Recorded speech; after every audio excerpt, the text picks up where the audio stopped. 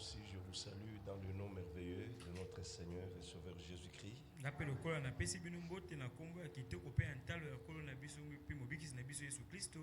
La joie inonde nos cœurs, voyant des choses que le Seigneur a préparées pour nous. Réellement, notre Seigneur, il mérite l'honneur. Il mérite l'honneur pour tout ce qu'il a révélé à son peuple dans ces derniers temps. Nous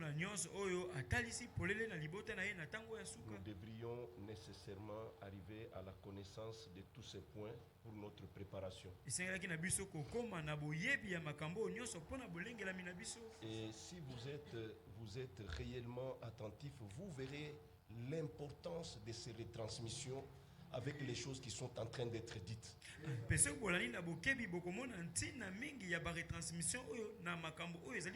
sont des choses qui compliquent des prédicateurs.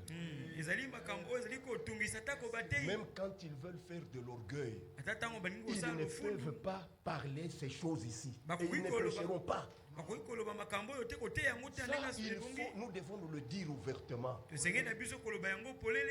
Les retransmissions sont là pour l'accomplissement de cette écriture. Hébreux chapitre 2.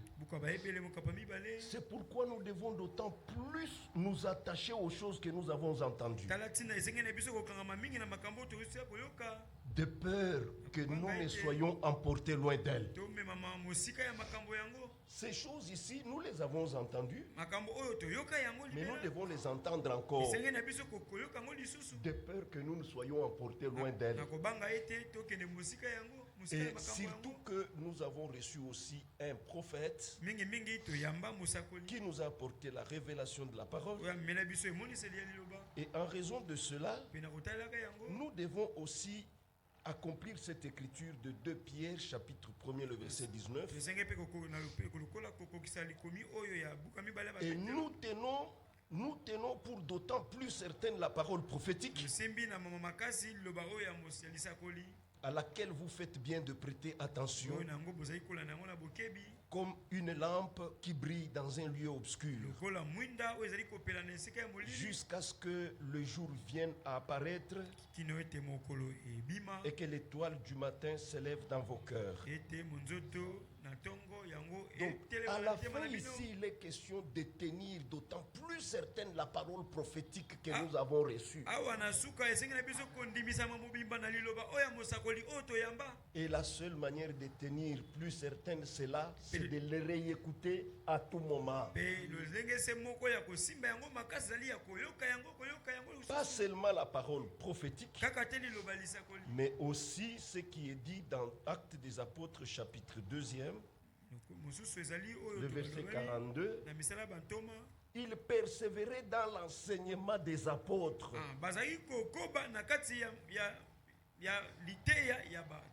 dans la communion fraternelle, dans la fraction du pain et dans les prières. À la fin ici, les deux choses sont d'une importance capitale. La parole prophétique que nous devons tenir d'autant plus certaine, et aussi l'enseignement des apôtres dans lequel nous devons persévérer. En écoutant les retransmissions, pour nous, c'est la persévérance dans ces enseignements. C'est pourquoi vous voyez par moment, quand on retransmet, il y a aussi certaines prédications de Frère Branham qui sont données dans les retransmissions. On mélange les deux. C'est ça le plan de Dieu. Si vous regardez très bien, les prophètes ont existé dans l'Ancien Testament. Eux, ils ont annoncé d'avance les événements qui étaient liés à l'accomplissement du plan du salut. Tandis que les apôtres, eux, ont vécu les événements annoncés Donc ils avaient les événements, les prophéties et les événements ensemble. C'est ainsi que dans le Nouveau Testament, vous trouverez 845 paroles de l'Ancien Testament répétées dans le Nouveau. Donc s'il arrive que quelqu'un rejette les apôtres, il rejette au même moment les prophètes. S'il arrive aussi, quand Dieu envoie un prophète, il envoie aussi un apôtre, un enseignant. Et alors, celui qui rejette les paroles de cet apôtre, il rejette au même moment les paroles du prophète. C'est pourquoi maintenant il y a plus de complications chez eux parce qu'il n'y a plus moyen. Pendant qu'ils rejettent les retransmissions, ils apprennent maintenant que dans les retransmissions, il y a les prédications de Frère Branham qui sont en train d'être apportées. Maintenant, que faire?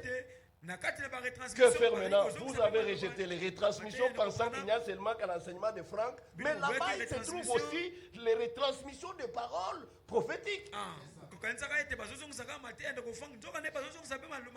Avant de prendre pour vous Hébreux chapitre 2, laissez-moi vous montrer un peu pour appuyer la pensée. Regardez mes frères. Parce que notre position, vous devez la connaître très bien par rapport aux Écritures. Le signe du Messie se sont manifestés dans le ministère prophétique de William Marion Branham.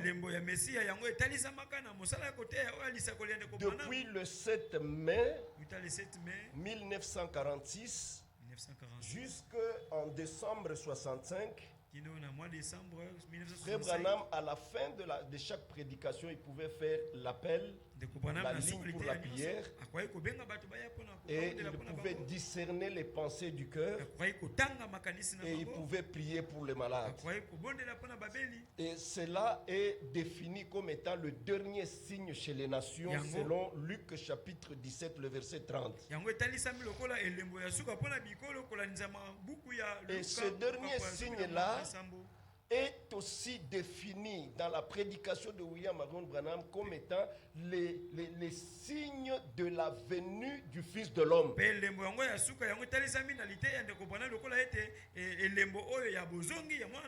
Alors, ces signes-là sont en train de manifester, révéler, ils sont en train de faire l'apparition du Fils de l'homme par ces signes-là. Alors, l'apparition du Fils de l'homme, c'est le signe de la venue du Fils de l'homme. Moi, je suis né en 1966. Et en 65, celui qui avait ce ministère est décédé et retourné à la maison. Je n'ai pas vu ce signe, alors que je fais partie des croyants de ce temps. Ce ministère-là ne pouvait pas être imité et ça ne pouvait pas faire la continuité par un autre ministère, a dit Frère Franck. Et pourtant, lui-même a dit que ce signe ici, le signe de discernement des pensées du cœur, c'est le dernier signe que l'Église aura avant l'enlèvement. Maintenant, lui est ramené à la maison en 65. Et les restes des croyants ici n'ont pas vu ce signe-là. Comment ils le verront aussi?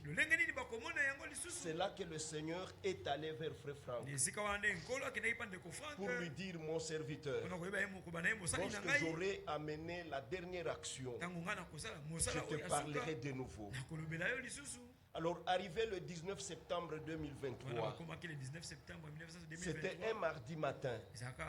Le Seigneur a parlé à Ewald Franck. Il a dit: mon serviteur, retransmets pour mon peuple 4 à 7 services de guérison de mon serviteur William Branham, afin que ceux-là qui ne l'avaient pas vu le voient. Est-ce que vous suivez?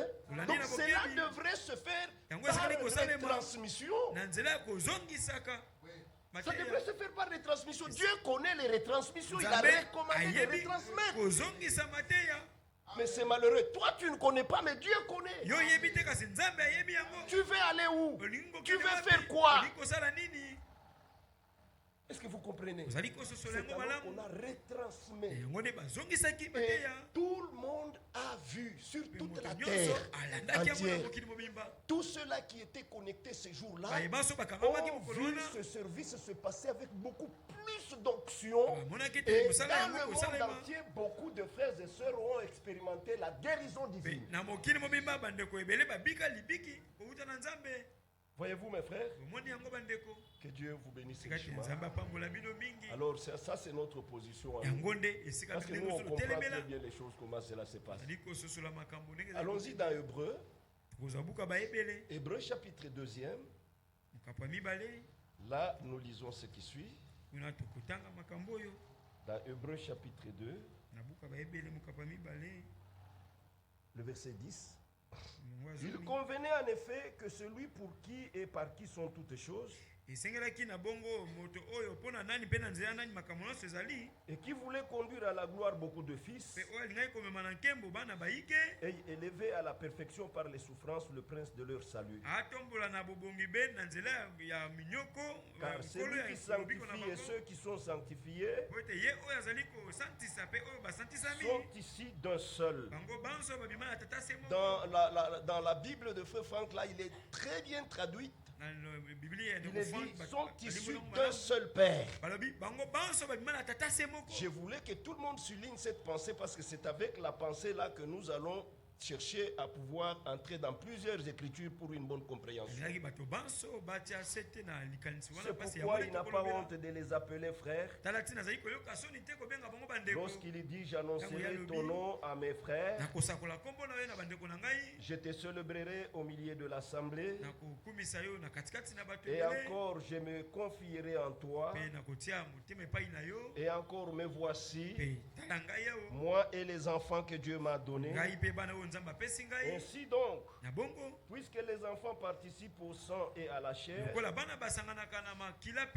il y a également participé afin que par la mort, il rende impuissant celui qui avait la puissance de la mort, c'est-à-dire le diable. Ainsi il délivre tous ceux qui par crainte de la mort étaient toute leur vie retenue dans la servitude. Car assurément, ce n'est pas à des anges qu'il vient en aide, mais c'est à la postérité d'Abraham. En conséquence, il a dû être rendu semblable en toutes choses à ses frères, afin qu'il soit souverain sacrificateur miséricordieux et fidèle dans le service de Dieu pour faire l'expiation des péchés du peuple. Bien-aimés frères, Jésus-Christ est né sous 4 fonctions du Fils. Il est né en tant que fils de David, comme nous pourrons le lire dans Matthieu, chapitre 1er. Regardez ici, généalogie de Jésus-Christ, fils de David, fils d'Abraham. Lui-même, il a le titre de fils de David. Il a aussi le titre de fils d'Abraham. Allons-y un peu plus rapidement pour comprendre pourquoi il est fils de David, pourquoi il est fils d'Abraham, parce que nous devons revenir pour mettre l'accent sur le fils de l'homme et le fils de Dieu. Lors de sa naissance dans Luc, là nous lisons ce qui suit. Luc chapitre 1er, le verset 30. L'ange lui dit, ne crains point Marie, car tu as trouvé grâce devant Dieu. Et voici, tu deviendras enceinte et tu enfanteras un fils et tu lui donneras le nom de Jésus. Il sera grand et sera appelé fils du Très-Haut. Et le Seigneur Dieu lui donnera le trône de David son père. Est-ce que vous suivez? Et il régnera sur la maison de Jacob éternellement et son règne n'aura point de fin.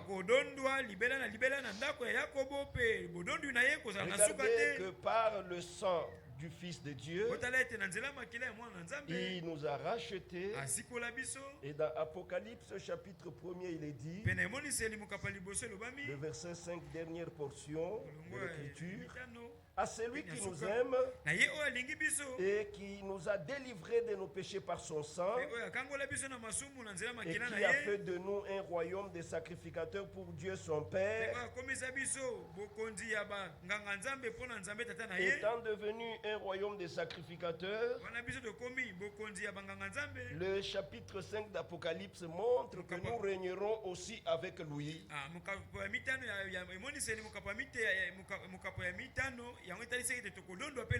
C'est pourquoi il est dit au verset 9, et il chantait un cantique nouveau en disant, tu es digne de prendre le livre et d'en ouvrir les sceaux, car tu as été immolé et tu as racheté pour Dieu par ton sang des hommes de toutes tribus, de toutes langues, de tout peuple et de toutes nations. Tu as fait d'eux un royaume et des sacrificateurs pour notre Dieu. Eux, ils régneront sur la terre. Et quand nous régnons, c'est ensemble avec lui dans sa qualité du fils de David. Est-ce que vous avez saisi? C'est un plan, cette fonction est un plan qui vous inclut, vous et moi, dans le règne. Et maintenant, dans sa qualité du fils d'Abraham, nous pouvons lire dans Romains chapitre 4, Romains chapitre 4e, nous lisons cela. Il est dit au verset 13, en effet, ce n'est pas par la loi que l'héritage du monde a été promis à Abraham ou à sa postérité.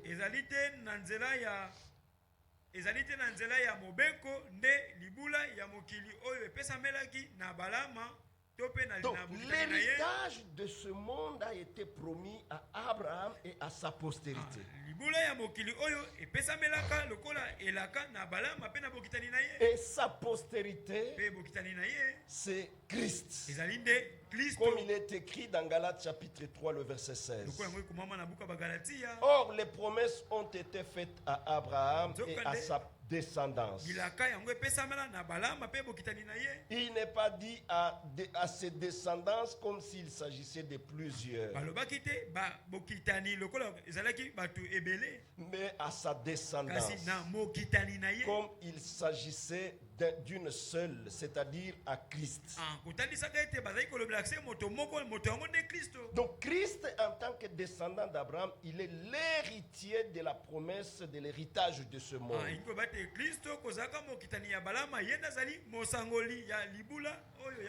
Est-ce que vous suivez? Maintenant remarquez, ici nous sommes aussi inclus par le passage qui se trouve dans Galates chapitre 3, le verset 29. Si vous êtes à Christ,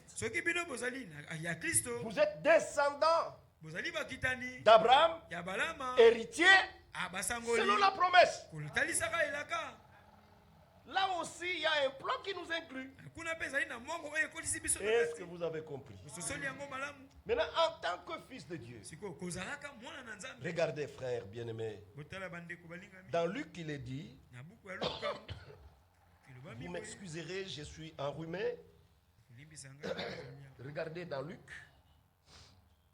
il est dit au verset 34, Marie dit à l'ange, Comment cela se fera-t-il puisque je ne connais point d'homme?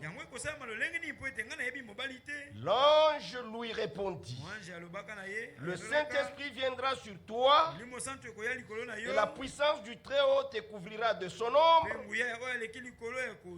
C'est pourquoi le saint enfant qui naîtra de toi sera appelé Fils de Dieu. Vous y êtes? Remarquez une chose, frère. Dans l'Ancien Testament, lorsque Moïse voulait à ce que quelqu'un d'autre puisse marcher avec lui dans cet exode, il a dit à Dieu, tu m'as dit de faire sortir ce peuple, mais tu ne me dis pas qui marchera avec nous. Comme nous le lirons dans Exode 33, le verset 13. Maintenant, si j'ai trouvé grâce à tes yeux, fais-moi connaître tes voies. Alors je te connaîtrai et je trouverai encore grâce à tes yeux. Considère que cette nation est ton peuple. Cette nation est ton peuple. Et le verset 14. L'Éternel répondit, je marcherai moi-même avec toi et je te donnerai du repos. Est-ce que vous y êtes? Au temps de la marche, regardez ce qui est arrivé dans Exode 23, le verset 20. Il est dit, voici j'envoie un ange devant toi. Au temps de la marche, Dieu qui a dit à Moïse, je marcherai moi-même avec toi. Maintenant il dit, j'envoie un ange devant toi. Pour te protéger en chemin et pour te faire arriver au lieu que j'ai préparé. Tiens-toi sur tes gardes en sa présence et écoute sa voix, ne lui résiste point, parce qu'il ne pardonnera pas vos péchés, car mon nom est en lui. Et le verset 23, mon ange marchera devant toi. Donc extérieurement le peuple voyait l'ange, mais Dieu était présent parmi le peuple dans l'ange. Et l'expression biblique c'est mon ange. Maintenant allez dans le chapitre 14. Vous allez comprendre l'interprétation. Le verset 19. L'ange de Dieu qui allait devant le camp d'Israël. Maintenant le verset 21 du chapitre 13 d'Exode. L'Éternel alla devant eux. Est-ce que vous avez suivi? Donc, Dieu était invisible. Lorsqu'il voulait apparaître, il prenait la forme d'un ange. Et cet ange était appelé l'ange de l'Éternel. Et celui qui voyait l'ange de l'Éternel voyait l'Éternel lui-même dans la forme d'un ange. Arrivé dans le Nouveau Testament, il y a l'expression mon fils. Donc le Dieu invisible de l'Ancien Testament, quand il voulait apparaître dans le Nouveau, il a pris la forme visible du Fils. Celui qui voyait le Fils de Dieu voyait Dieu lui-même dans la forme du Fils. Maintenant remarquez, à la naissance du Fils, c'est alors que Dieu est devenu Père. Dans toute la période de l'Ancien Testament, aucun homme ne s'est approché auprès de Dieu pour dire mon Père qui est dans le ciel. Aucun prophète. Mais il s'approchait auprès de Dieu sous le titre Elohim Yahweh ou bien l'Éternel Dieu. Cela est écrit ici 1325 fois dans les Écritures. Et c'était ça la révélation dans l'Ancien Testament. Je vais lire deux prophètes pour confirmer. Amen. Je lis Ésaïe chapitre 40. Lisons ça plus rapidement. Ésaïe. Vous voyez qu'avec ça, nous, on est en train de monter. Hein? Nous, on ne recule pas. Nous, on monte. Suivez, Ésaïe 40, le verset 28. Ne le sais-tu pas? Ne l'as-tu pas appris? C'est le Dieu d'éternité, l'Éternel, qui a créé les extrémités de la terre. Ésaïe a reçu la vraie révélation pendant cette période-là. Regardez maintenant Jérémie 10, le verset 10. Mais l'Éternel est Dieu en vérité. Il est un Dieu vivant, un roi éternel. Et si vous le remarquez, Dieu est invisible. Il s'est révélé sous le nom de Yahweh l'Éternel. C'est pourquoi il y a l'expression l'Éternel Dieu. Ce n'est pas l'Éternel qui s'est révélé en Dieu, mais c'est Dieu qui s'est révélé sous le nom de l'Éternel.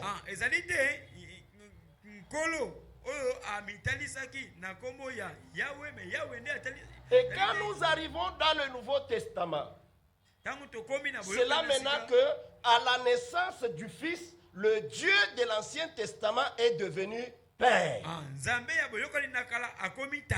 Donc il avait en lui les attributs, l'attribut du Père était en lui de toute éternité. Cet attribut était là. Mais il ne pouvait pas devenir père s'il n'y avait d'enfant.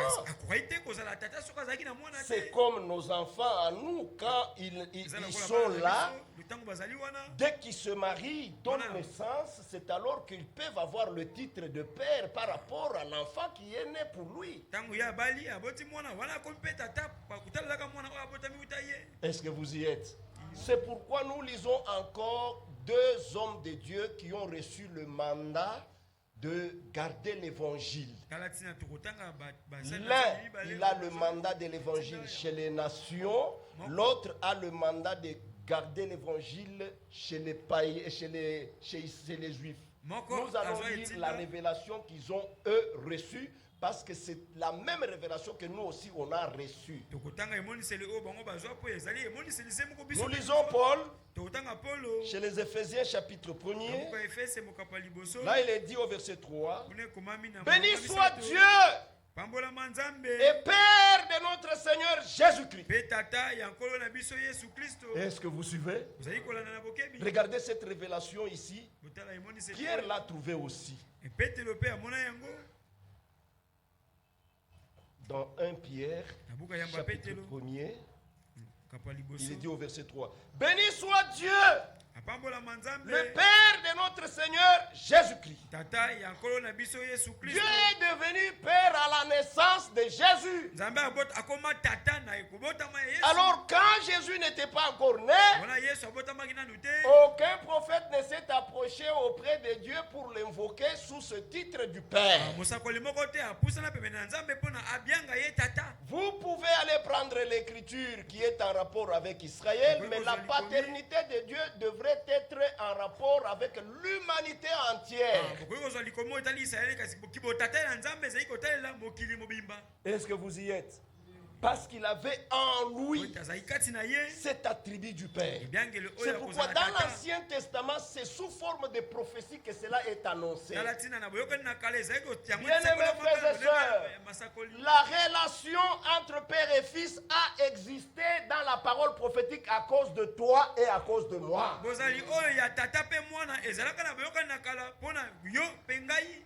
Dieu est devenu Père à cause de toi et de moi.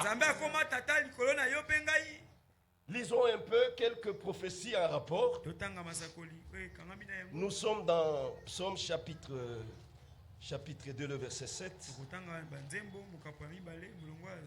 Là, il est dit, je publierai le décret L'Éternel m'a dit, tu es mon fils, je t'ai engendré aujourd'hui.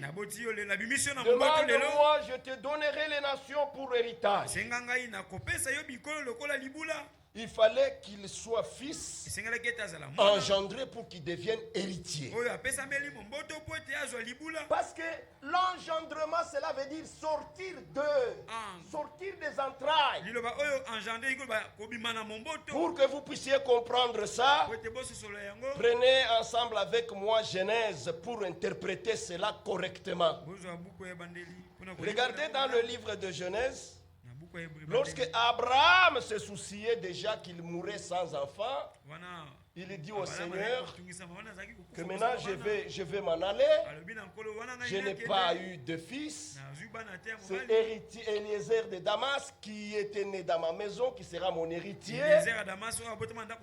Alors Dieu qui connaît bien comment se passe l'héritage, il ne pouvait pas accepter que l'héritage d'Abraham passe à quelqu'un qui n'est pas sorti de ses entrailles. C'est pourquoi Dieu a corrigé. Au verset 4 du chapitre 15 de Genèse. Alors la parole de l'Éternel lui fit adresser ainsi: ce n'est pas lui qui sera ton héritier, mais c'est celui qui sortira de tes entrailles qui sera ton héritier. Et Dieu aussi, pour avoir l'héritier, il fallait quelqu'un qui est sorti de Dieu.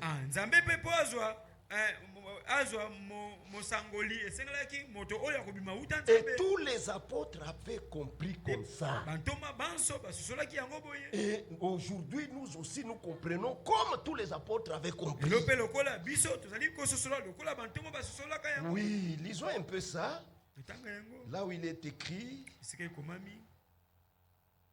il est sorti du Père. Ça doit être dans Jean. Prenons Jean.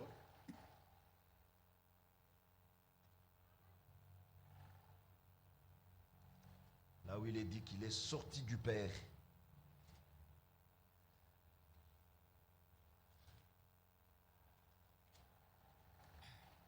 Tout le monde avait compris, avait reçu cette révélation-là que le Christ, le Fils de Dieu, était sorti du Père.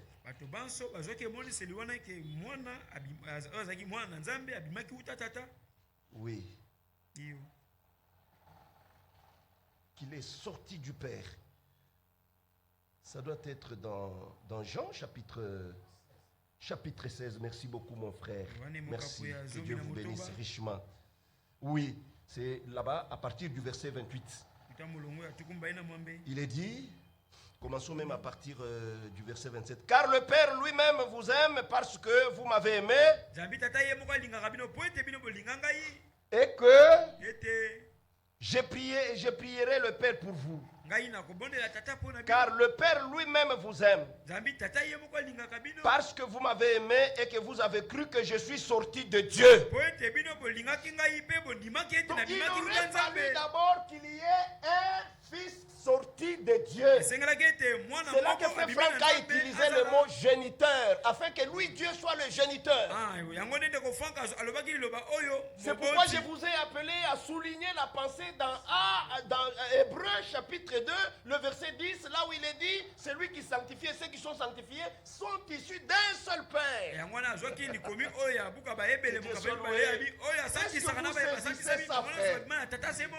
Que Dieu soit loué. Donc il aurait fallu d'abord un fils qui devrait sortir du Père. Mais conformément à la volonté de Dieu. Et en dehors du sexe. Et c'est pourquoi on parle de l'engendrement. Et il a été né par l'esprit et par la parole. Voyez-vous ça, mes frères? C'est pourquoi il aurait fallu maintenant que le prince du salut puisse être amené à la perfection par la souffrance, afin que ceux qui croiront en lui, que Dieu puisse les amener à la gloire. Amen. Ça, c'est le plan merveilleux de Dieu. Regardez les choses que nous comprenons, frère. Bientôt, nous voulons laisser cette terre. Quand Dieu se dévoile comme ça, c'est fini. Ce sont les dernières paroles. Remarquez, frère. Alors, là, tous ceux-là qui seront nés par l'esprit et par la parole, comme l'a été Jésus, deviennent frères de Jésus. Et le père de Jésus devient leur père. C'est pourquoi il est écrit pour nous aussi dans Jacques, il nous a engendrés selon sa volonté. Le livre de Jacques, chapitre 1er, le verset 18. Mettez côte à côte ce verset 18 avec Psaume chapitre 2, le verset 7. Là, il est dit ceci. Il nous a engendrés selon sa volonté.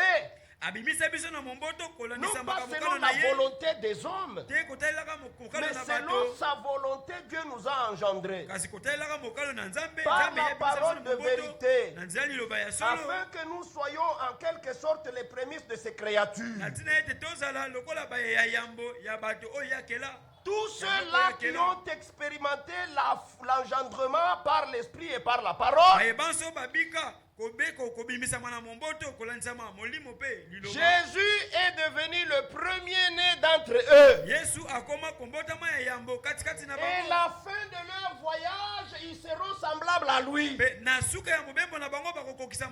Parce que lui aussi, lors de sa première venue, il était devenu semblable à eux. Alléluia. Voilà ce que Dieu a fait pour nous.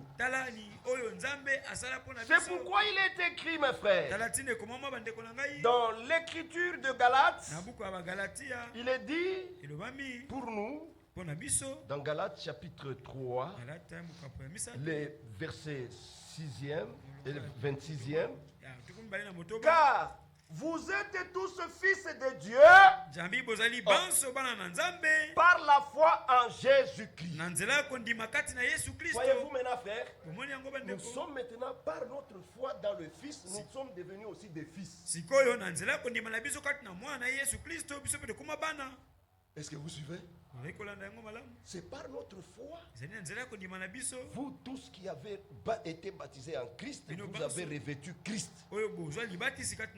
Maintenant nous sommes devenus fils de Dieu par la foi dans le Fils de Dieu. Et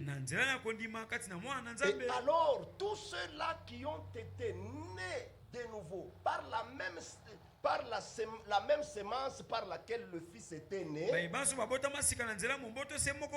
que le ciel s'était ouvert pour le Fils de Dieu, le ciel s'ouvrira aussi pour eux. C'est pourquoi on nous parle du jour de la Pentecôte. Il est question des hommes et des femmes qui avaient reçu la sémence de la même qualité que celle que Jésus avait reçue. Alors au commencement de la nouvelle alliance, les cieux se sont ouverts. Ces hommes ont expérimenté le baptême de l'Esprit. À la fin, les cieux s'ouvriront aussi pour nous. Et c'est ça l'action que nous sommes en train d'attendre. Et personne ne peut y avoir part s'il n'a pas bien compris le plan de Dieu. Je vois les frères et sœurs en train de secouer la tête. Je comprends que les choses sont en train d'entrer. Que Dieu soit loué. Amen. C'est ça, le Seigneur est en train de nous placer dans la position qui est la nôtre. Maintenant, remarquez ce que notre Dieu a fait. À partir du verset 4 du chapitre 4. Mais lorsque les temps ont été accomplis, Dieu a envoyé son fils né de la femme, né sous la loi, afin qu'il rachète ceux qui étaient sous la loi, afin que nous recevions l'adoption. Et parce que vous êtes fils, Dieu a envoyé dans nos cœurs l'esprit de son fils. C'est merveilleux ça. Premièrement, il fallait être fils par la foi dans le Fils, afin que Dieu envoie l'esprit de son fils dans nos cœurs. Amen. Est-ce que vous avez compris? Dieu a envoyé dans nos cœurs l'esprit de son Fils, lequel crie Abba Père. Ainsi tu n'es plus esclave, mais fils. Et si tu es fils, tu es aussi héritier par la grâce de Dieu. Voilà là où Dieu voulait nous amener en envoyant son Fils. Et cette révélation du Fils de Dieu est d'une importance très capitale pour nous.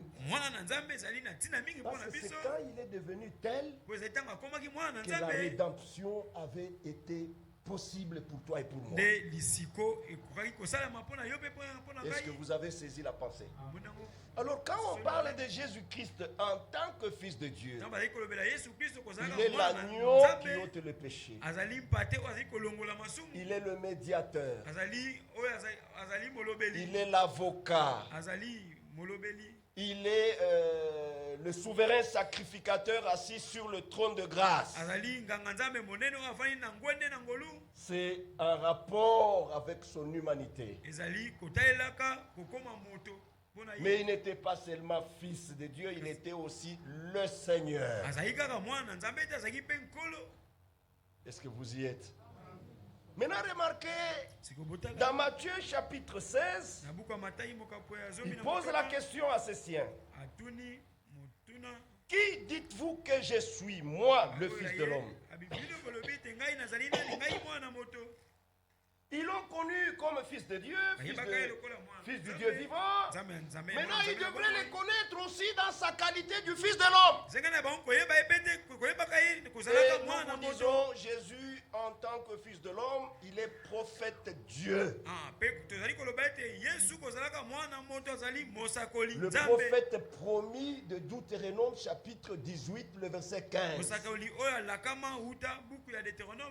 Est-ce que vous y êtes? Et maintenant, en tant que fils de l'homme, c'est un rapport avec la parole prophétique. Si vous regardez très bien, en tant que fils de l'homme, il est la parole faite chair. C'est ce que l'Esprit, par le ministère ordonné, nous a ramené dans Genèse chapitre 18. Et comprenez maintenant la différence. Dans Genèse chapitre 18, il y a eu un homme, un ange, dans un corps spirituel. Il est allé vers Abraham. Et dans ce corps-là, il a mangé, il a bu. Un corps sans père ni mère. Un corps qui ne meurt pas. Mais il est allé chez Abraham dans ce corps-là. Il a parlé. Il a mangé, il a bu. C'était le corps parole plus le corps poussière. Il est ensemble. Et cela est un corps glorieux. Il s'est présenté dans ce corps-là, corps parole plus corps spirituel, corps parole plus corps de poussière mis ensemble.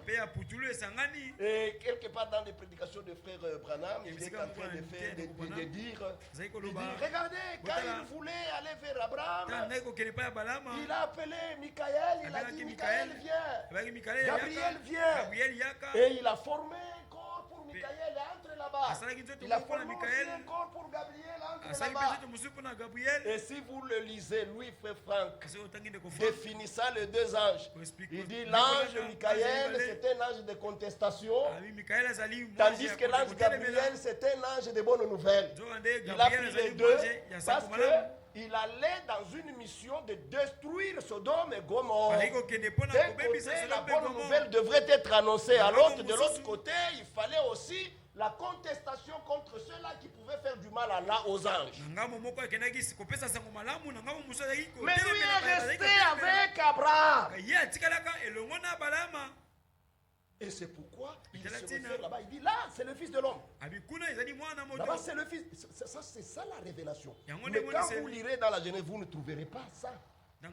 Ça, c'est ça la révélation. C'est pourquoi nous voulons écouter, réécouter les retransmissions.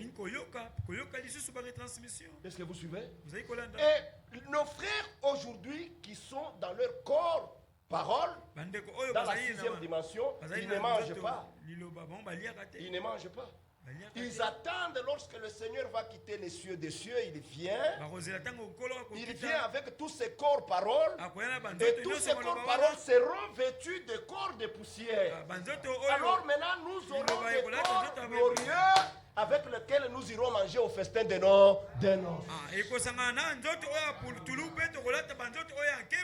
Est-ce que vous suivez? Tandis que dans le corps du Fils, il fallait qu'il meure. Il devrait payer le prix. Il devrait mourir. Car le salaire du péché, c'était la mort. Et c'est quand il est devenu fils qu'il pouvait mourir. Et en tant que Dieu, il a revendiqué l'immortalité à ses corps le 3e jour pour sortir de la tombe. Est-ce que vous avez saisi? Donc, il est devenu fils pour que nous aussi nous puissions devenir fils par la foi dans le Fils. Et comme nous sommes déjà devenus fils dans la maison de Dieu, nous sommes devenus les héritiers.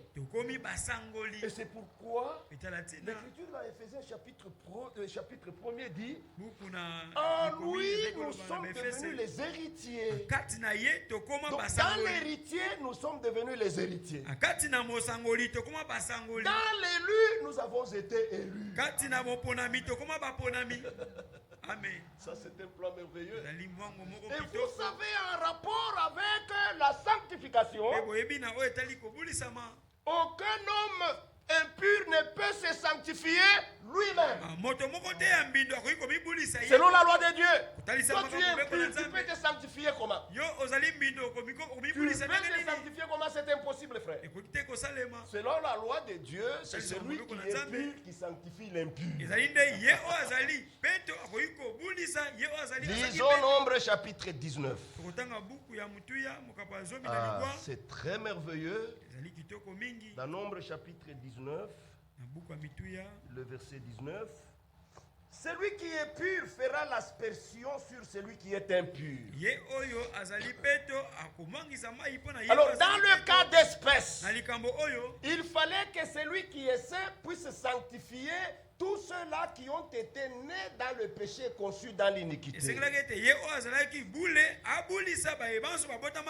Alors, qui était saint? Jean chapitre 17. Là, il est dit, au verset 11, je ne suis plus dans le monde, ils sont dans le monde, je vais à toi, Père Saint. Vous voyez, celui qui est saint, c'est le Père. Alors, le Père a sanctifié le Fils, et le Fils nous a sanctifiés. Regardez Jean chapitre 10, le verset 36. Celui que le Père a sanctifié a envoyé dans le monde. Donc, le Père a sanctifié le Fils, et le Fils nous a sanctifiés. Pourquoi? Nous étions élus dans l'élu qui est Jésus. Et si vous le remarquez, vous verrez maintenant les épîtres aux églises. Toutes les églises sont déclarées déjà saintes parce que Dieu avait déjà donné un sacrifice pour sanctifier l'église.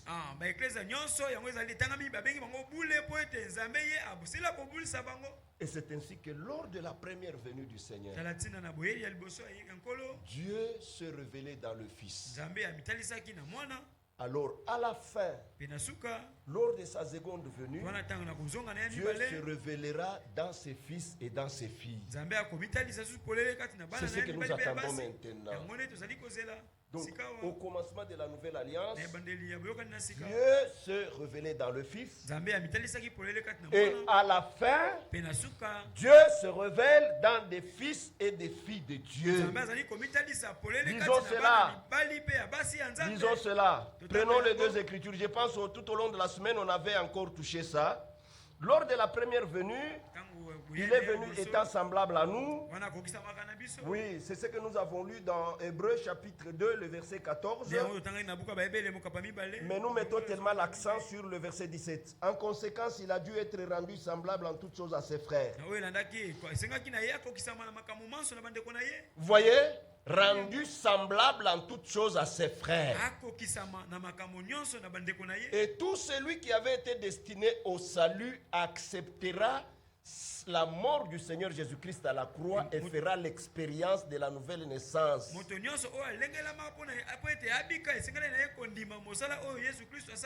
Vous voyez, il est devenu semblable à ses frères. Dans Philippiens chapitre 2, il est dit, mais il s'est dépouillé lui-même en prenant une forme de serviteur, en devenant semblable aux hommes.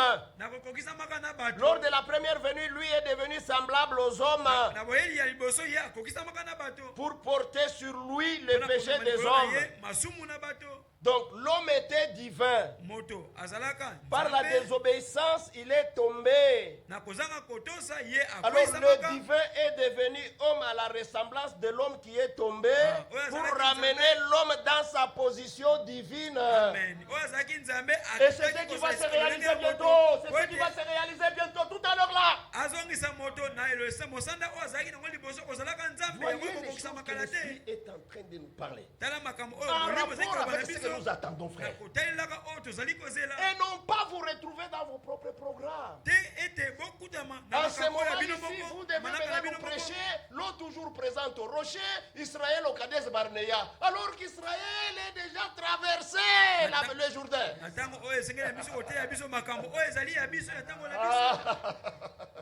Ça, nos frères. Nous suivons l'étoile polaire. Il ne faut pas nous ramener dans des choses comme ça, frère. Regardez le niveau où se trouve l'église aujourd'hui. La compréhension exacte de tous les mystères. Et c'est ça ce qui prépare l'église. C'est sur ce point où se trouve la différence entre nous et les dénominations.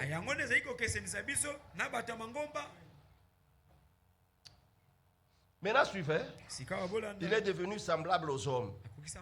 Alors maintenant, le plan de Dieu est que quiconque acceptera le Fils qui est devenu semblable à lui, lui aussi à la fin de sa marche, il sera semblable au Fils. C'était ça le dessein de Dieu.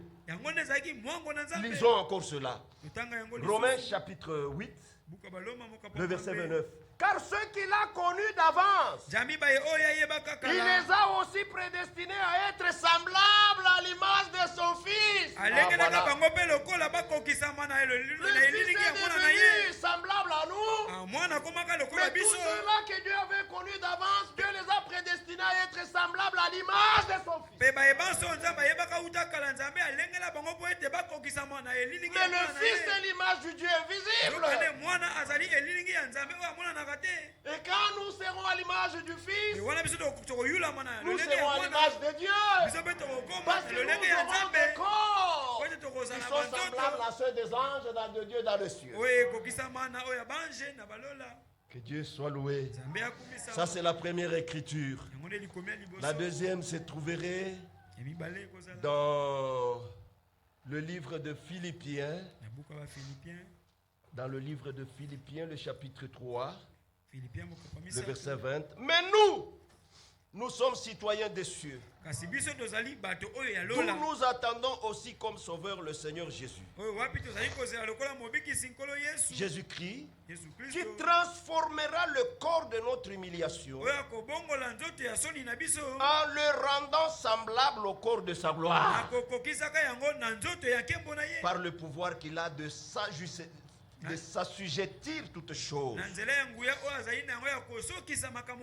Et maintenant dans 1 Jean chapitre 3, on nous précise à quel moment où nous aurons à devenir semblables à lui.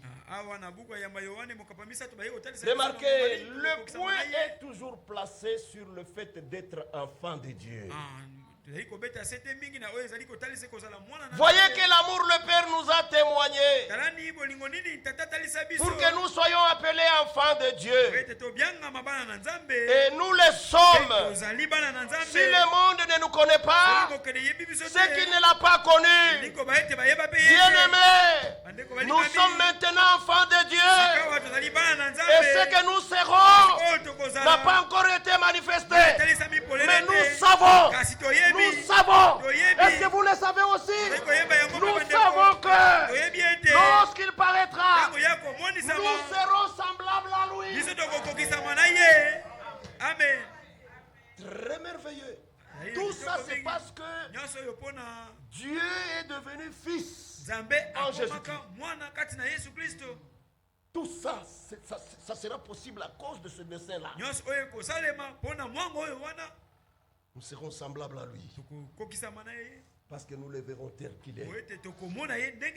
Prenez encore une autre écriture avant qu'on arrive à la fin. L'écriture se trouverait dans 1 Corinthiens chapitre 15. Là, il est dit au verset 45. C'est pourquoi il est écrit, le premier homme, Adam, vint une âme vivante. Et le dernier Adam est devenu un esprit vivifiant. Mais ce qui est spirituel n'est pas le premier. C'est ce qui est naturel. Ce qui est spirituel vient ensuite. Le premier homme tiré de la terre est terrestre. Le second homme est du ciel. Maintenant, suivez l'interprétation de tout ce qu'on vient de lire là. La conclusion. Il a dit, tel est le terrestre, tels sont aussi les terrestres. Tel est le céleste, tels sont aussi les célestes. De même que nous avons porté l'image du terrestre, nous porterons aussi l'image du céleste. Amen. Que Dieu soit loué. Amen. Remercions le Seigneur. Parce qu'il ne nous révèle pas seulement la parole, mais il nous inclut dans ce qu'il fait. Nous sommes inclus dans ce que Dieu fait. C'est pourquoi nous donnons une bonne compréhension. Maintenant, regardez, frères, à partir de l'Apocalypse chapitre 15. Dans l'Apocalypse chapitre 15, si vous remarquez, il est dit, puis j'ai vu dans le ciel un autre signe, grand et admirable. Cet ange qui tenait les 7 fléaux, les derniers, car par eux s'accomplit la colère de Dieu. En ce moment, l'église serait déjà, l'épouse serait déjà au festin de noces. Et la colère de Dieu atteindra son point culminant avec les 7 fléaux qui seront répandus par les 7 anges. Et j'ai vu comme une mer de verre mêlée de feu. Et ceux qui avaient vaincu la bête, son image, le nombre de son nom était debout sur la mer de verre.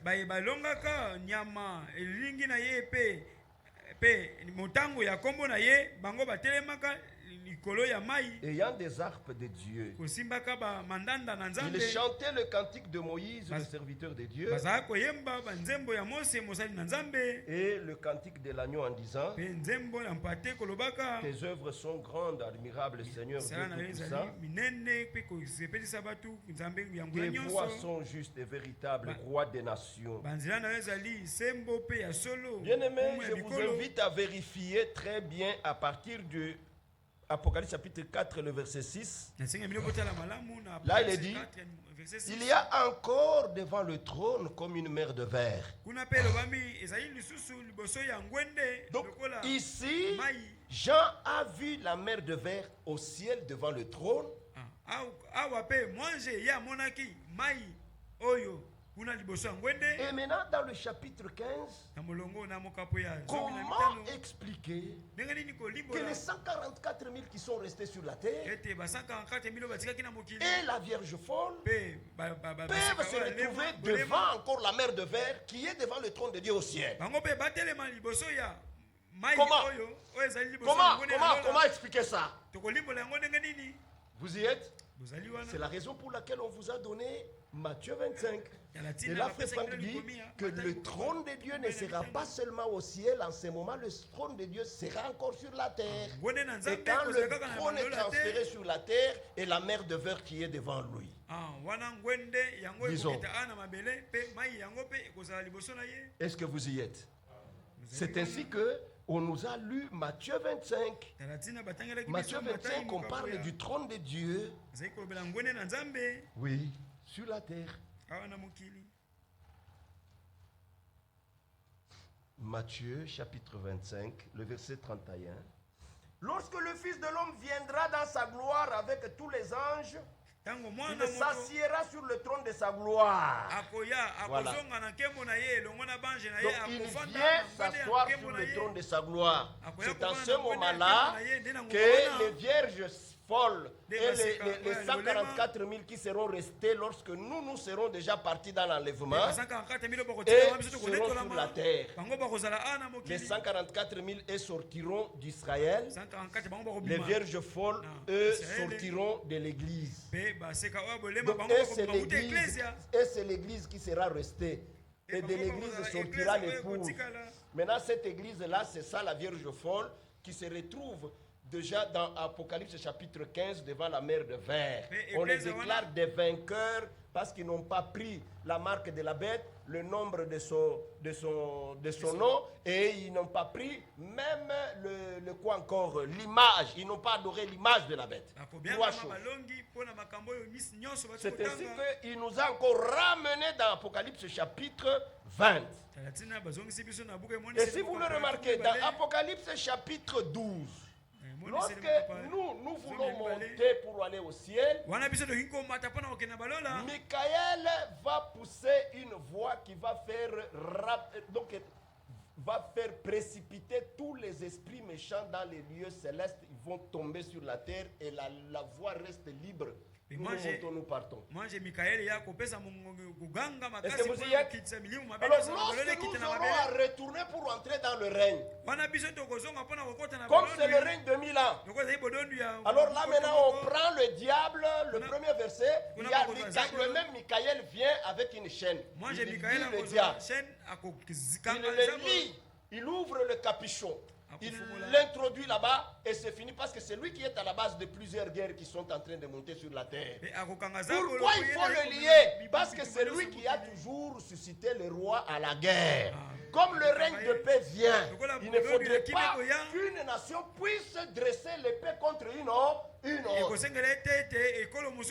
frères et sœurs, est-ce que vous avez déjà compris l'importance de ce règne de 1000 ans? Connaissez-vous ce que cela signifie? C'est parce que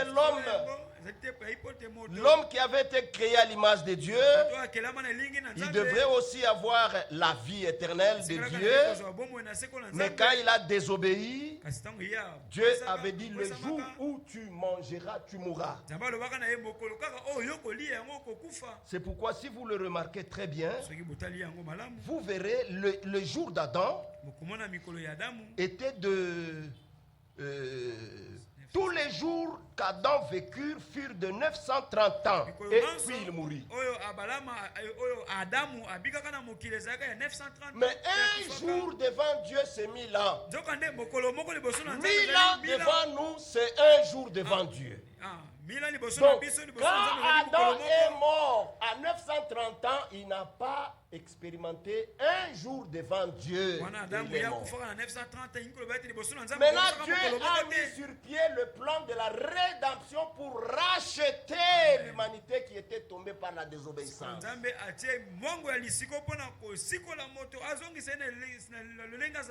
Comme le plan de la création a coûté 6 jours à Dieu, qui sont les 6 millénaires, et le 7e jour, qui est le 7e millénaire, Dieu s'est reposé.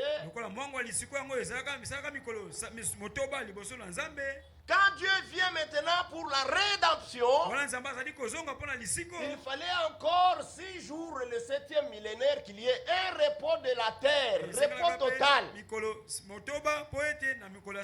C'est pourquoi le premier repos, selon le plan de la création, Dieu était seul. Maintenant, ce repos ici, selon le plan de la rédemption, nous serons avec Dieu. Et nous ferons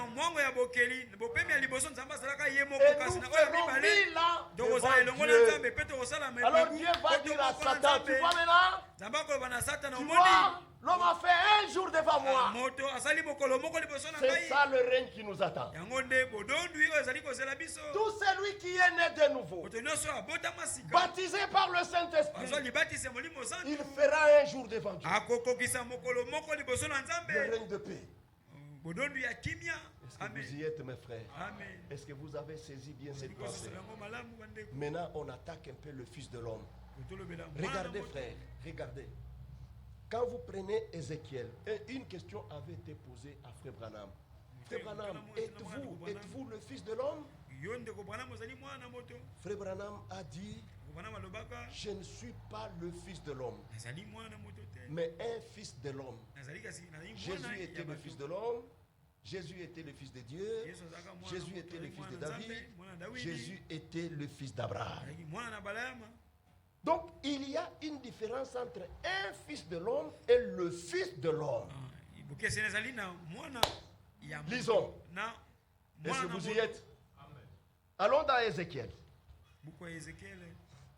Dans Ézéchiel, nous lisons. Prenez le verset 3, chapitre 1er. La parole de l'Éternel fut adressée à Ézéchiel. Et le chapitre 2, il me dit, Fils de l'homme. Vous voyez, lorsque la parole de Dieu est adressée à un homme, cet homme-là est un fils de l'homme. Maintenant, il y a une différence entre le fils de l'homme avec l'article défini et le fils de l'homme avec un article indéfini. Est-ce que vous suivez? Maintenant, le fils de l'homme qui est avec l'article défini, c'est la parole faite chair. Selon Jean chapitre 1er, le verset 14. Ne vous en faites pas. Je vais vous donner des preuves bibliques. Regardez. Prenez Luc chapitre 3. Prenez Luc. Luc chapitre 3, nous lisons ce qui suit. Au verset 2. Au temps du souverain sacrificateur Anne et Caïphe, la parole de Dieu fut adressée à Jean. Est-ce que vous suivez? La parole est adressée à Jean. Alors, quand la parole était adressée à Jean, on lui pose la question, es-tu le prophète? Et pourtant, quand la parole de Dieu est adressée à un homme, il est un prophète, il est un fils de l'homme. Est-ce que vous suivez? Mais maintenant, quand on lui pose la question, es-tu le prophète? Jean chapitre 1er, le verset 22, il lui dit, le verset 21, et lui demandèrent, quoi donc? Es-tu Élie? Et il dit, je ne le suis point. Es-tu le prophète? Et il répondit, non. Donc le prophète de Deutéronome chapitre 18, le verset 15, lui, il est le prophète, il est le fils de l'homme. C'est pourquoi Jean, lui, quand la parole lui a été adressée, il n'a pas dit je suis le fils de l'homme, je suis le prophète. Non. Est-ce que vous suivez? Maintenant, dans Luc chapitre 17, le verset 30, donc, il y a le ministère de ce fils de l'homme qui doit être révélé par le ministère d'un fils de l'homme.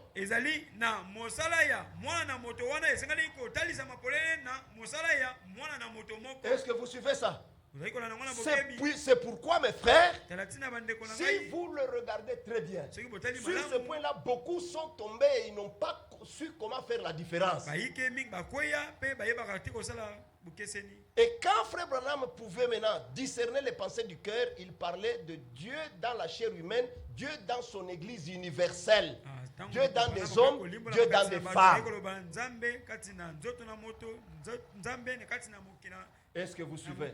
Et maintenant, la parole de Dieu faite chair en Jésus-Christ, la parole qui a été adressée au prophète, comme chaque fois Frère Branham pouvait se référer à Hébreux chapitre 4, le verset 12. La parole de Dieu, elle est tranchante comme une épée à deux tranchants. Lisons un peu pour une bonne précision. Car la parole de Dieu est vivante, efficace, plus tranchante qu'une épée quelconque à deux tranchants, pénétrante jusqu'à partager une âme et esprit,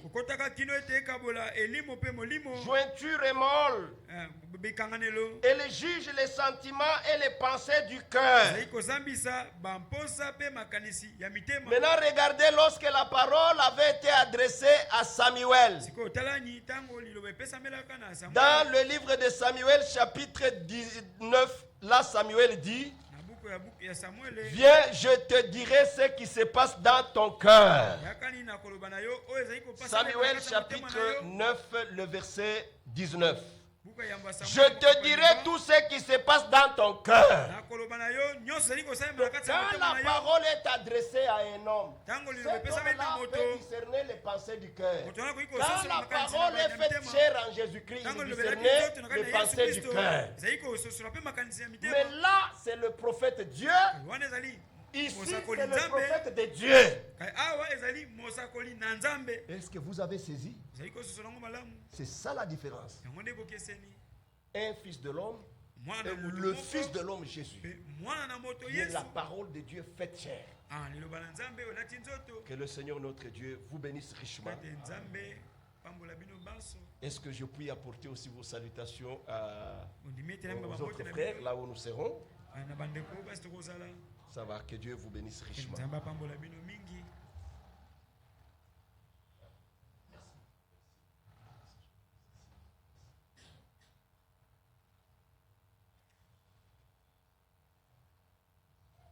C'est merveilleux. C'est tellement merveilleux que je me joins à mon frère pour me dire, ceux qui rejettent tout ça, comment ils se rendent eux-mêmes un mauvais service?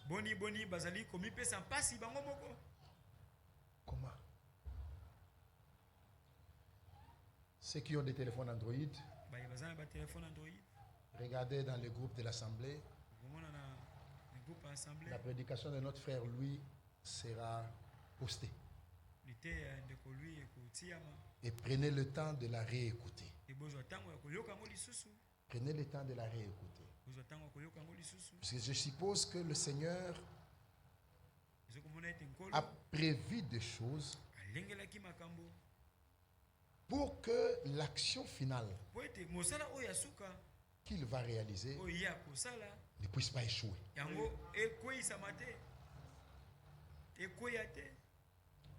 Mon frère Louis, je crois la nuit ou ce matin, j'étais en train de penser, je me disais,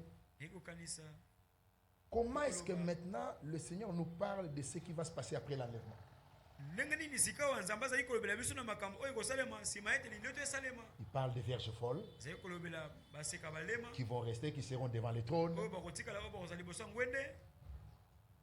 Et dernièrement, il dit par l'Esprit, nous avons intérêt à demeurer fidèles. C'est-à-dire que celui qui a expérimenté véritablement Dieu, s'il rate l'enlèvement, mais s'il a expérimenté Dieu, on le retrouvera. Hein? On le retrouvera. Et Frère Franck dit, ça sera une réjouissance. Quand on va encore retrouver les nôtres, et on se dira, ah frère, tu y es arrivé. Et ils peuvent dire, ah, c'était pas facile, frère. Oui, les tribulations ne seront pas faciles. Mais par notre frère, disons par l'esprit, vous avez entendu notre frère lire certaines écritures et montrer qu'ils ont vaincu.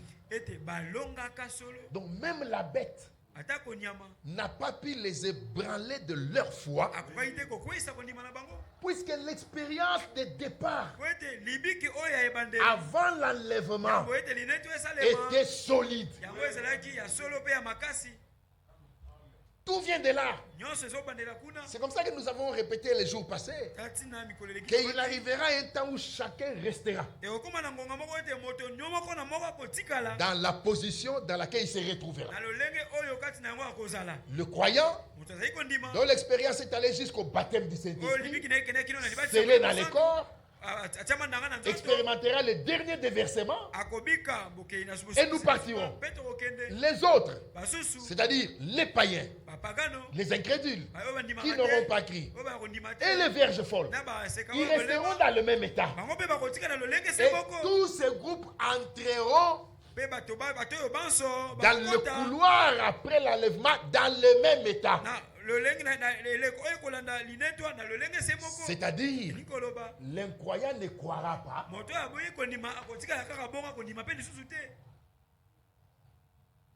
Et j'entendais frère Franck dans la semaine dire, les vierges folles bénéficieront d'une assistance de grâce. J'étais très heureux de l'entendre. Pour tenir dans les tribulations et face à la pression de la bête. Et aujourd'hui, frère, le pape de Rome, c'est un homme doux. Mais par rapport à Daniel, son cœur d'homme lui sera ôté et un cœur de bête lui sera donné. Alors je chute par ceci. Tout ce qu'il y a sur la terre que nous vivons, c'est puisqu'il y a des mauvais esprits dans les airs. Mais maintenant imaginez qu'ils descendent. Puisque nous avons entendu que le couloir doit être ouvert.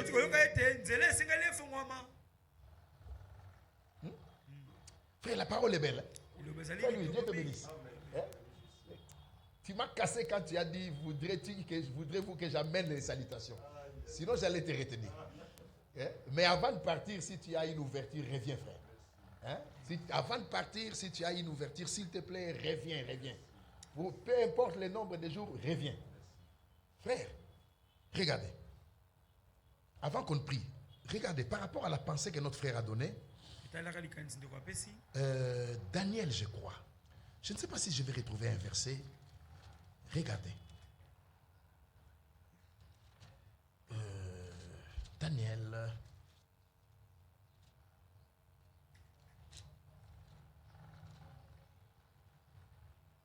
L'ange a été envoyé vers Daniel et arrivé dans le désert,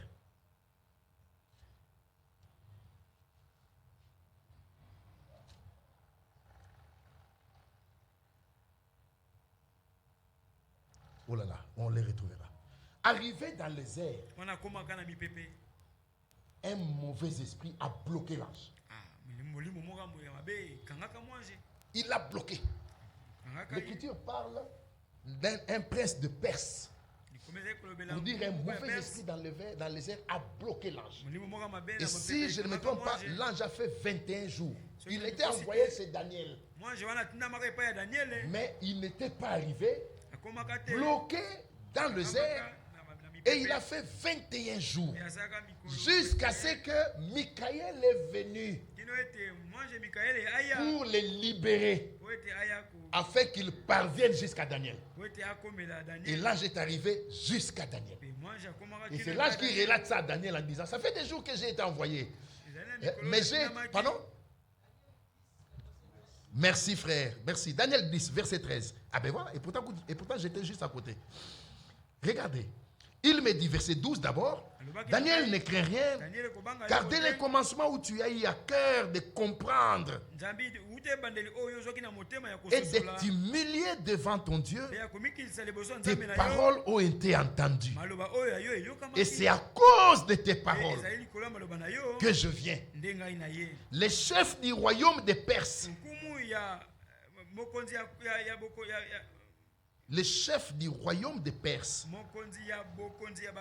m'a résisté 21 jours. Mais voici Michaël, l'un des principaux chefs, est venu à mon secours. Et je suis demeuré là auprès du roi de Perse.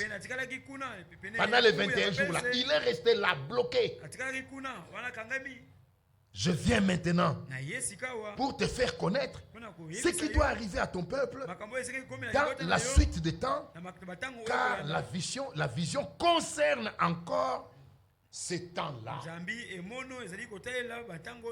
Est-ce que vous voyez ça? Envoyé un ange, mais bloqué. 21 jours. Il n'est pas arrivé chez Daniel. Et Michaël est venu pour les secourir et les délivrer. C'est alors qu'il est arrivé chez Daniel. C'est comme ça que le Seigneur fera que le couloir soit ouvert. Si un ange a été bloqué, alors imaginez-vous que ta montée à toi. Donc il faut nécessairement que le couloir soit ouvert afin que rien n'empêche notre départ. Frère, Dieu a tout fait. Dieu a tout prévu. Dieu a tout prévu. Alors dites-moi, c'est dans quelle dénomination vous irez entendre le Fils de l'homme, le Fils de Dieu, le Fils d'Abraham, le Fils de David, et se positionner par rapport à toutes ces expressions-là? Il a plu à Dieu de nous envoyer un prophète. Et nous disons merci au Seigneur pour le prophète. Il a plu à Dieu de nous envoyer un apôtre et docteur.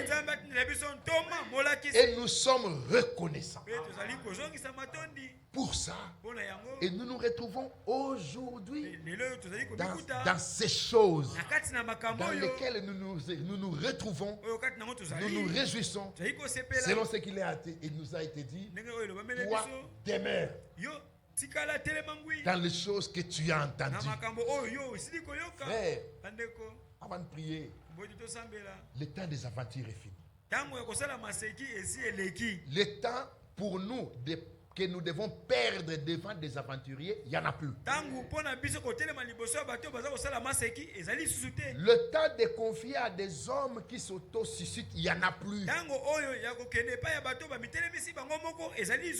Je parlais avec mon frère Florent de l'Afrique du Sud, qui me rappelle Galates. Et me dit frère, et on s'est dit frère, qui parmi les prédicateurs pouvait dire à Paul, pouvait dire comme Paul, que ce que je connais là, ce n'est pas par un homme, mais c'est par une révélation. C'est Dieu lui-même qui aujourd'hui parmi les prédicateurs peut dire que ce qu'il connaît, c'est Dieu qui le lui a révélé directement.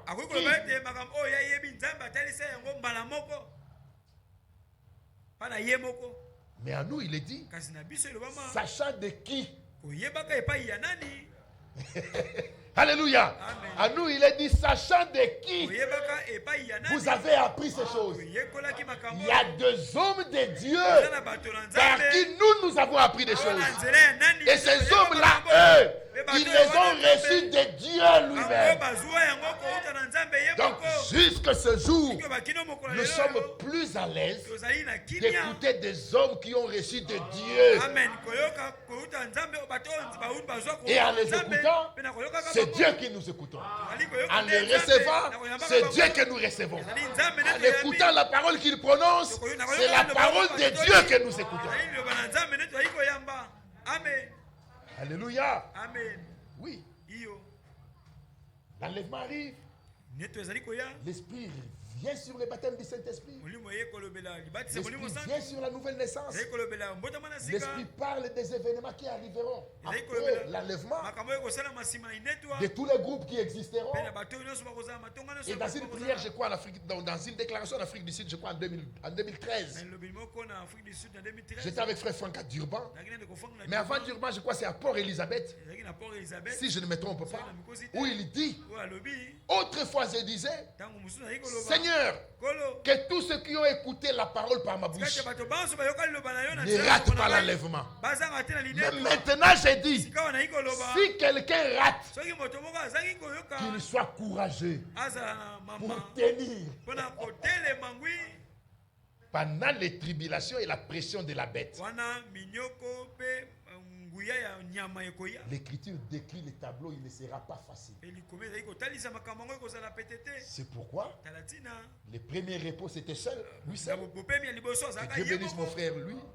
Et le repos qu'il propose là, c'est avec nous qui se repose. C'est comme ça que Paul dit aux Hébreux, prenez garde que personne d'entre vous ne rejette cet appel. Car ce message du salut nous a été annoncé aussi bien qu'à eux. Mais la parole qui leur fut annoncée ne leur servit de rien.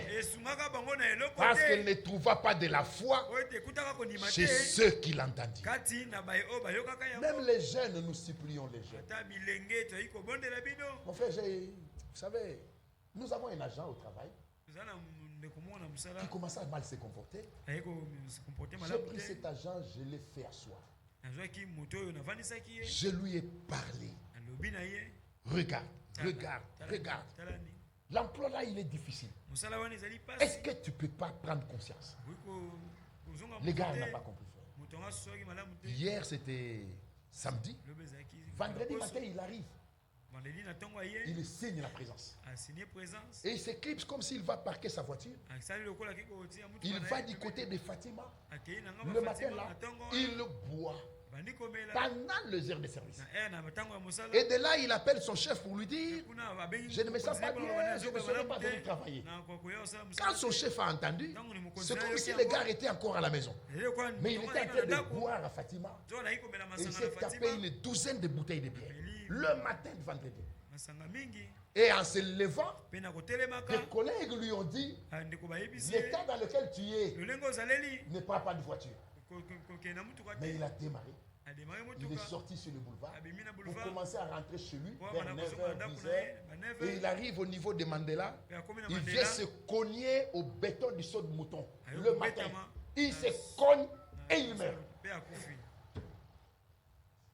Et nous au bureau, on nous dit non, il est mort. Il est mort comment? Et c'est là que le chef du personnel dit, mais moi je l'ai vu signer le matin. Et l'un de mes collaborateurs me dit, il était à côté de moi quand il a signé. Mais avec la bière, il est parti, il s'est cogné au béton de Mandela là. Et il est mort. Maintenant, l'employeur peut même dire, un agent qui entre ici, il est supposé être dans mes installations, sous ma responsabilité. Mais quand il sort, sans autorisation, il va boire et il va se tuer sur le boulevard. Moi, alors que moi je sais qu'il est au bureau, qu'est-ce que moi je dois faire?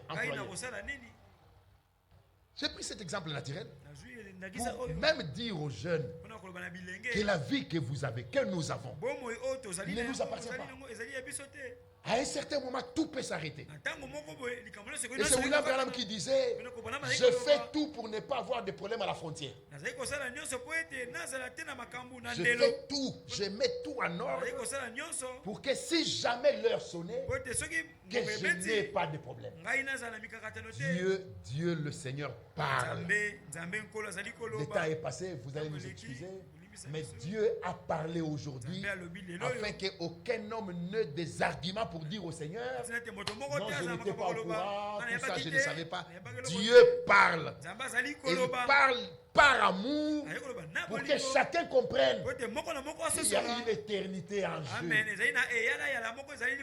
Voyez quel amour le Père nous a témoigné pour que nous soyons appelés enfants de Dieu. Et nous le sommes. Que Dieu vous bénisse. Est-ce que vous êtes dans la joie? Que Dieu vous bénisse. Qu'il bénisse ses paroles en vous. Qu'il nous accorde une bonne compréhension de tout ce qui nous a été dit. Et qu'il bénisse notre frère Louis. Au nom de Jésus-Christ. Amen. Nous allons nous lever, frères. La même note de le fait divin. Et nous allons prier.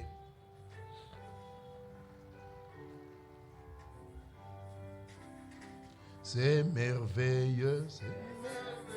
C'est que Dieu dit. C'est merveilleux. C'est que Dieu dit. C'est merveilleux. C'est que Dieu dit. C'est merveilleux. C'est que Dieu dit. C'est merveilleux. C'est que Dieu fait. C'est merveilleux. C'est que Dieu fait. C'est merveilleux. C'est que Dieu fait. C'est merveilleux. C'est que Dieu fait. Oh, alléluia. Gloire à son nom. Alléluia. Gloire à son nom. Alléluia. Gloire à son nom. Alléluia. Gloire à son nom. Oh, Jésus revient pour me chercher.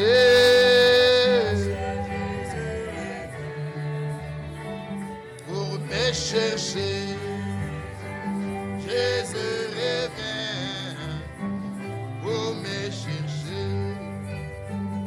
Jésus revient pour me chercher. Prions tous ensemble le Seigneur.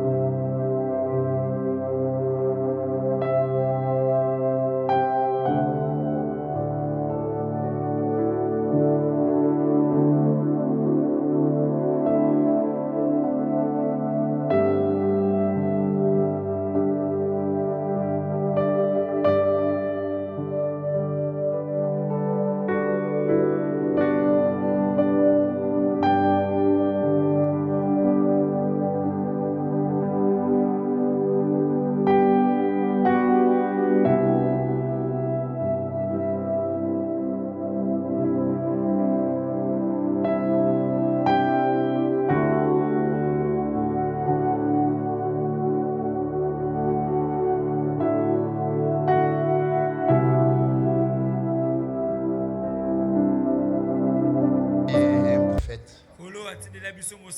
Il nous a envoyé un ministère d'enseignement, un ministère de fidélité et de prudence, pour que tout ce qu'il voulait dire en ces temps de la fin nous parvienne. Nous sommes suffisamment enseignés et il y a suffisamment de la nourriture. Mais Jésus a posé la question aux autres: avez-vous compris? Et ils ont dit oui. Nous allons prier pour que le Seigneur nous aide à comprendre et que le Seigneur nous donne une attitude qui révèle que nous sommes du nombre de ceux qui ont compris. Prions tous ensemble le Seigneur. Oh Père, oui, Seigneur, nous avons eu ces privilèges de comprendre, d'écouter ces choses. Nous avons eu le privilège de recevoir ces choses. À cela, Seigneur, tu as ajouté la compréhension.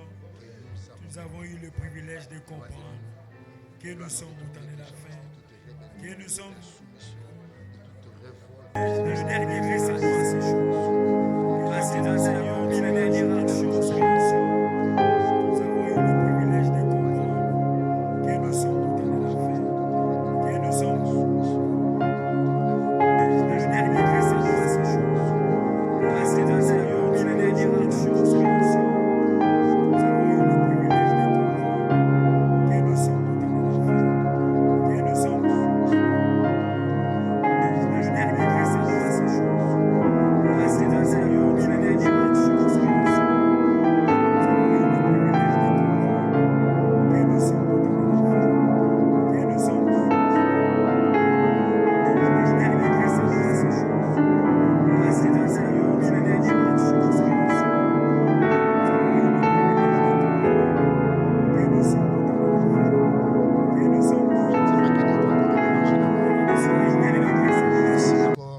Quelqu'un qui est malade, il n'a qu'à lever la main. Et en tant qu'Église, nous allons prier pour ces cas, pour que le Seigneur apporte la guérison. Prions tous ensemble, Seigneur. Ô Père, il n'a qu'à lever la main. Et en tant qu'Église, nous allons prier pour ces cas, pour que le Seigneur apporte la guérison. Prions tous ensemble, Seigneur. Ô Père,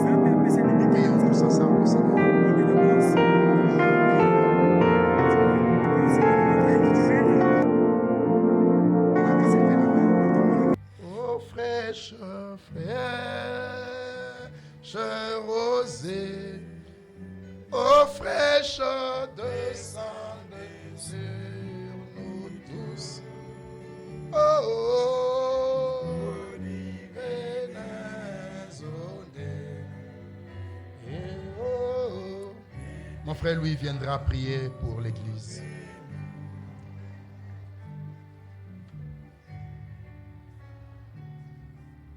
Seigneur notre Dieu, nous te disons grandement merci. Merci dans cet âge le plus enténébré, l'âge de confusion religieuse. Toi, tu nous as envoyé la lumière. Toi, tu nous as envoyé un prophète messager qui est venu avec une révélation biblique. Et aujourd'hui, nous marchons par ta lumière, nous voyons la lumière. Seigneur, que pouvons-nous te donner en rapport avec ce que tu as fait, sinon de nous consacrer seulement à toi pour le reste des jours de notre vie ici-bas sur terre, jusqu'à ce moment où tu retourneras pour prendre les élus. Souviens-toi de chacun de nous. Souviens-toi, Seigneur, de toutes mes soeurs et tous mes frères. Ouvre nos cœurs afin qu'ils soient disposés à recevoir la sémence de ta parole de sorte que chacun de nous arrive à en faire une expérience nouvelle avec toi. Renferme chacun de nous dans ta main puissante et conduis-nous sur ces chemins que tu as frayés pour notre salut, afin qu'aucun ne puisse emporter loin de ce que nous avons reçu. S'il y en a qui étaient venus malades, nous savons que tu as fait écrire dans ta parole que par tes meurtrissures à toi, nous avons été guéris. Seigneur, c'est toi qui dis que si vous mettez en pratique mes paroles, si vous observez mes commandements, je ne vous frapperai pas avec les maladies avec lesquelles je frappais les Égyptiens, car je suis l'Éternel Dieu qui vous guérit. Tu as promis, Seigneur, que tu béniras l'eau que nous allons boire. Tu as promis que tu béniras le pain que nous allons manger. Tu as dit que tu éloigneras loin de nous les maladies et que parmi ton peuple, il n'y aura aucune femme qui avorte ni celle qui est stérile. Merci Seigneur. Nous croyons que tu accomplis toutes ces paroles parce que Josué avait dit à Israël de toutes les bonnes paroles que l'Éternel aurait dites pour vous, aucune d'elles n'est restée sans effet. Aujourd'hui encore, toutes les bonnes paroles que tu as prononcées pour cette église de la Nouvelle Alliance, aucune d'elles ne restera sans effet. Toutes s'accompliront, car tu es derrière ta parole pour pouvoir l'accomplir. Merci pour le ministère prophétique de William Branham. Merci pour le ministère d'apôtre et d'enseignant de Walde Frank. Aujourd'hui, nous pouvons dire que rien ne nous manque en rapport avec ta parole.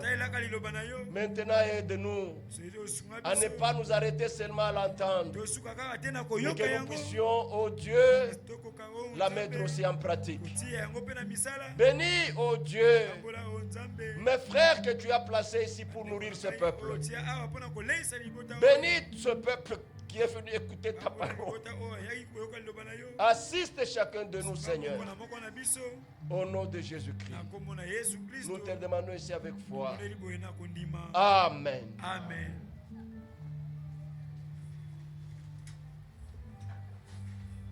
Mon cœur est dans la joie. J'espère que le vôtre aussi. Le temps est passé, mais nous ne l'avons pas perdu. Nous l'avons utilement utilisé en étant devant sa présence pour bénéficier de toutes ces bénédictions. Il y a qui a ouvert son téléphone. Le culte ne s'est pas encore terminé, s'il vous plaît. S'il vous plaît.